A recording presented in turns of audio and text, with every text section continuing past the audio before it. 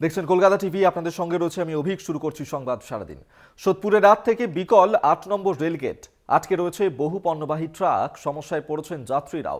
রেলের তরফে গেট মেরামতের কাজ শুরু হয়েছে, কিন্তু এখনো পর্যন্ত সচল হয়নি যাতায়াত ব্যবস্থা। সোদপুরে রাত থেকেই বিকল হয়ে রয়েছে ৮ নম্বর রেলগেট। সেই ছবি এই মুহূর্তে তুলে ধরছি আপনাদের সামনে। দেখতে পাচ্ছেন যেখানে আটকে রয়েছে বহু পণ্যবাহী ট্রাক এবং সমস্যায় পড়তে হচ্ছে যাত্রীদেরকে রেল লাইন পারাপারের ক্ষেত্রে, যার কারণে সমস্যা তৈরি হয়েছে।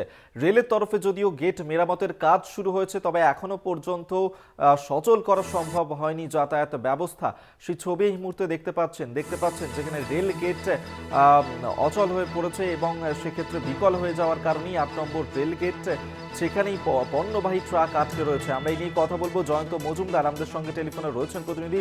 জয়ন্ত, গতকাল রাত থেকেই এভাবে বিকল হয়ে রয়েছে ৮ নম্বর রেল গেট। কি পরিস্থিতি এই মুহূর্তে, কতক্ষণ লাগতে পারে সেটাকে সচল করতে, কি বলছে কর্তৃপক্ষ? তরফ থেকে এমনটাই কিন্তু যারা ওই অঞ্চলে চলাচল করেন পণ্যবাহী গাড়ি নিয়ে, তারাই বলছেন যে কালকে মধ্যরাত থেকে কিন্তু সেই ৮ নম্বর রেলগেট অত্যন্ত বিকল হয়ে পড়েছে এবং তারপরে কিন্তু যানজট কিন্তু বেড়ে গেছে।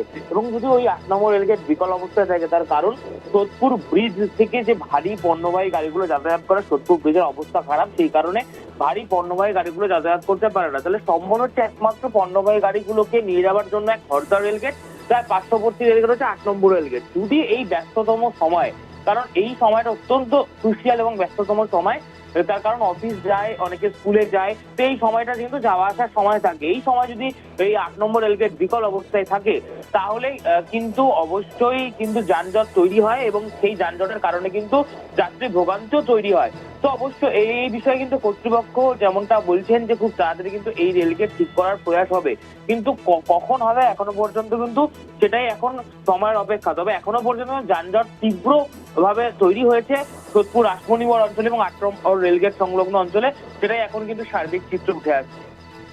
ধন্যবাদ তোমায় জয়ন্ত মজুমদার, আমাদের সঙ্গে টেলিফোনে ছিলেন প্রতিনিধি। এবং সেই ছবি এই মুহূর্তে দেখাচ্ছি আপনাদেরকে, যেখানে সোদপুরের ৮ নম্বর রেল গেট বিকল হয়ে পড়েছে। গতকাল রাত থেকেই বিকল হয়ে যাওয়ার কারণে সেখানে পণ্যবাহী ট্রাক আটকে রয়েছে, সমস্যায় পড়তে হচ্ছে যাত্রীদের।